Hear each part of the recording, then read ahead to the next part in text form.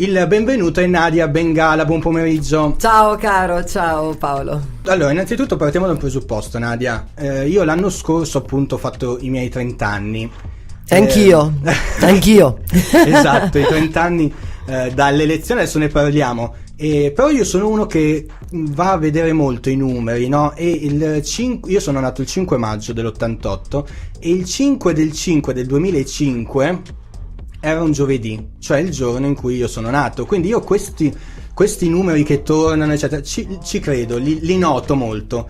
E l'anno scorso, 2018, anno in cui ho fatto i miei fatidici 30, con chi mi capita di lavorare e di avere a che fare, niente poco di meno che con la Miss Italia del mio anno, con Nadia Bengala. Quindi già questa cosa qui io ero contentissimo, adesso te lo sto dicendo. Quindi io diventavo Miss e tu nascevi. Esatto, però ho capito, ci siamo ritrovati, questa è la cosa bella. Nadia Bengala appunto l'anno scorso, ma in realtà stiamo ancora festeggiando i 30 anni perché era settembre, no? Era settembre, quindi no, sono scaduti, erano 30 al 2018. Sì, però il settembre 2018, quindi festeggiamo fino a sì, settembre. Sì, no, è vero, bravo, esatto, perché poi Miss Italia dura un anno, quindi sono stata Miss Italia fino al settembre del 2019. Io ho trovato un articolo di giornale di quel periodo lì che dice una cosa molto simpatica, è un tuo virgolettato, dove dici: ho 26 anni ma non posso dimostrarlo perché mi hanno rubato il passaporto a Milano.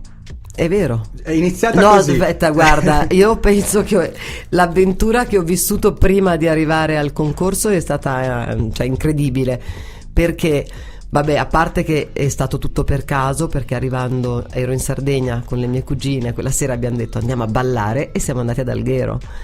E lì all'entrata mi ricordo che c'era un gruppo di persone con microfono eccetera che ci hanno fermato per farci fare una sfilata e io ho detto ma no, io le sfilate le ho già fatte, qualche volta le faccio, ma voglio ballare.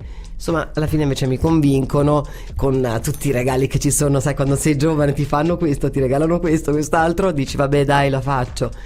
E così ho passato la serata dietro uno sgabuzzino insieme alle altre ragazze piuttosto che ballare.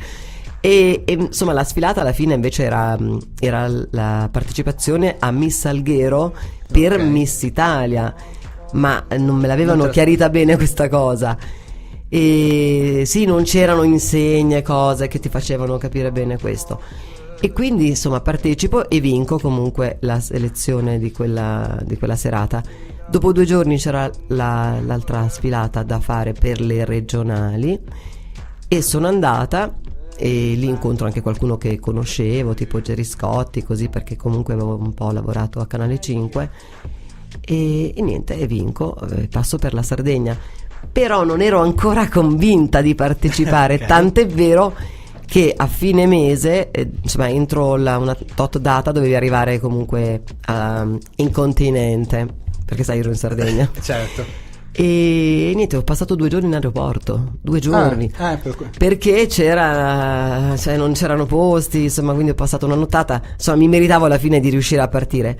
Parto, vado a Milano, mi convinco, insomma per prendere il treno, mi rubano tutto, cioè ti giuro, l'agenda con tutte le foto fatte in Grecia in vacanza, che ci tenevo moltissimo, l'agenda di quell'anno lì che era proprio ricca di scritti miei. È un diario. Era un diario, sì, molto belli, perché è stato un anno molto, molto intenso, particolare, anche molto sofferto per tante cose, però era veramente ricco, capisci? Quindi il dolore più grande è stato quello, perdere quell'agenda. Talvolta infatti sì, a volte succede che soldi e biglietto e documenti. Poi per la prima volta io, che sono sempre in giro senza documenti, cioè prima, adesso non più. Ok. E quella volta avevo passaporto, patente e carta d'identità, tutte e 3 insieme, e tutte e 3 me le hanno rubati. Quindi per salire sul treno ho dovuto andare dal capotreno a dirgli se mi faceva salire, giurandogli che avevo perso tutto. Insomma, quindi salgo con loro, divento la mascotte del treno e comunque non facevo in tempo a partecipare perché ero in ritardo. Perché cosa succede? Che un albero cade sulla linea. sul tratto ferroviario. Nadia. No, è vero, sono tutte cose che se qualcuno andasse a riguardare vede che sono vere. Sì. E c'era questo albero che quindi ha chiuso questa, insomma, Cioè, scusa, tu in tutto questo tragitto non c'è mai stato un attimo in cui hai detto: senti, non è destino, me ne torno a casa? Tu pensa eri che convinta? invece più, no, ti spiego, io non volevo partecipare inizialmente proprio così perché un po' mi imbarazzava andare a fare Miss Italia e poi perché mi sentivo più grande, insomma ormai erano ragazzine quelle che partecipavano, però mi hanno detto ma se poi non lo fai sembra che c'hai paura, sembra di qui, ormai ci sei dentro, fallo. Poi ho detto vabbè, lo faccio, tanto siamo talmente tante, mi faranno fuori prima, nel senso nessuno mi vede dei miei amici perché prima non c'era tutta questa pubblicità, quindi c'era la serata finale, basta. Quindi ho detto se non arrivi lì, chi lo sa che hai partecipato, non lo saprà mai nessuno. E niente, e poi man mano, cioè, quindi più mi succedevano cose, più dicevo no, non è possibile, ne stavo patendo troppe. E poi dopo che hai fatto tanto cosa fai? Ti tiri indietro. Poi ormai ero da sola, a casa non erano ancora rientrati i miei familiari, quindi rimanevo a Milano da sola ad agosto, dai, non è neanche bello, dai, diciamoci la verità. Allora, siamo arrivati all'albero caduto, ma tra poco arriviamo anche a quella serata che era il 3 settembre, se non sbaglio, 1988, quindi tra poco parliamo anche della elezione di tutto quello che poi è successo. A Nadia Bengala qui con noi a Radio Godot, a Paolino Express ti dedichiamo la prossima canzone. Stai ascoltando Paolino Express su Radio Godot. No, Nadia Bengala, Miss Italia 1988, ma posso dire una cosa adesso, a parte gli scherzi, io quando lo scorso anno ho iniziato a dire, sai che sto iniziando a lavorare per uno spettacolo teatrale con Nadia Bengala, chiunque ti ricordava, sei una di quelle Miss del tempo, poi ricordiamo appunto le Miss ogni anno cambiano, però che è rimasta nell'immaginario la Miss Italia. Sarà che forse era la prima volta che si votava da casa, la prima volta che votava appunto il pubblico, la prima volta in diretta, e quindi è un bel primato, Nadia. Scelta dal popolo. Esatto, infatti quell'anno appunto non solo, tra l'altro anche la prima eletta da Fabrizio Frizzi. Sì, no? La prima con Fabrizio. Che ricordo c'hai?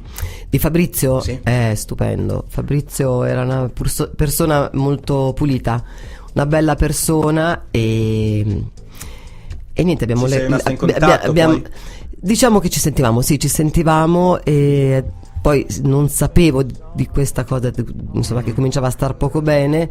Adesso capisco perché quindi non è venuto, diciamo, al mio compleanno, che mi aveva promesso sarebbe venuto, e altre cose, però giustamente è la famiglia e la propria salute, certo, la cosa più importante, e comunque la cosa, diciamo, più bella che insomma poi insomma ho ricevuto come cosa morale e che quando sono andata lì alla Camera Ardente il fratello mi ha preso da parte, che non conoscevo bene, non avevo confidenza né niente, mi abbraccia e mi dice: tu lo sai il bene che ti voleva Fabrizio, eri proprio nel suo cuore.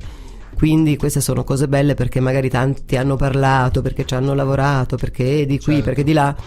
Noi vedendoci pochissimo, però c'è rimasto, diciamo, il feeling delle persone, certo, pulite. Ecco, quindi certo, questa è una cosa importante.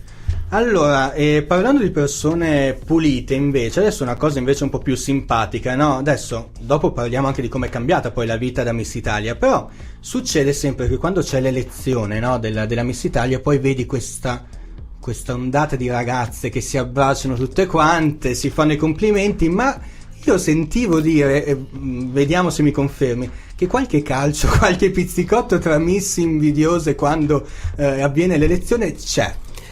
Allora, nel mio caso è stato plateale, diciamo, l'invidia e la diciamo, la discordanza è stata plateale, perché quelle che erano convinte magari per cose loro fischiarono, volevano farmi farmi proprio del male, anche fisicamente, del tipo che quando arrivavo al ristorante volevano tirarmi i pomodori, ma non dal sacchetto, ma quelli in scatola e cose di questo genere, però c'erano solo i panini e poi gliel'hanno vietato, l'ho saputo dopo perché sono arrivata in ritardo. Ma quelle che mi hanno abbracciato e salutato erano quelle con cui avevo già legato all'interno della settimana, diciamo, Ok. durante la settimana, e una è ancora mia amica. Ah, ok. Che salutiamo Silvia Buono. Ok. E insomma, quindi la mia amica era in camera con me, l'ho conosciuta lì e siamo rimaste amiche, anzi ero a letto da neanche un'ora e arriva alle 5 e mi ha svegliata subito.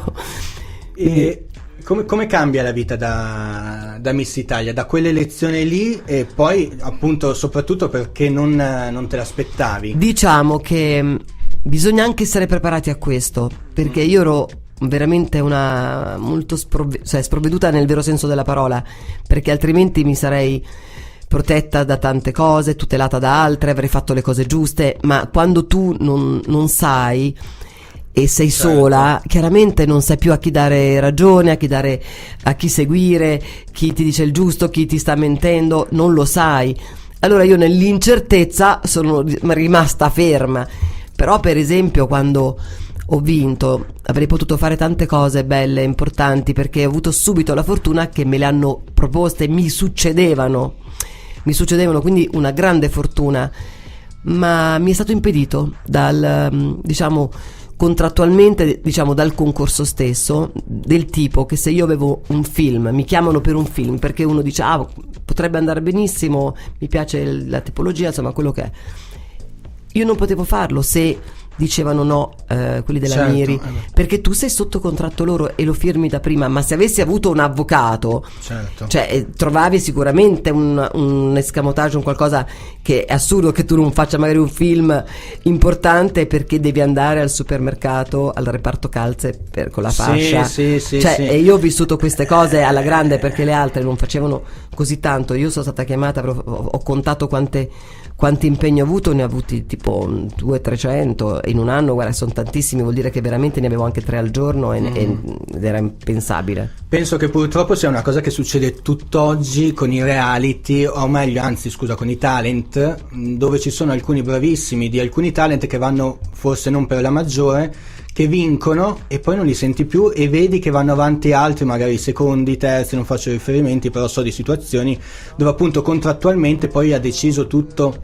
Ma magari perché hanno preso sotto diciamo sotto l'ala protettiva qualcun altro, ma questa è un'altra cosa ancora. Però vai contro il giudizio del pubblico, perché poi se è il pubblico che ha votato, e soprattutto in tempi moderni, no, di adesso, dove è all'ordine del giorno votare tramite telefono, applicazione, quindi è il pubblico che vota e che decide se quello lì deve essere il cantante che io ascolterò da qui in avanti.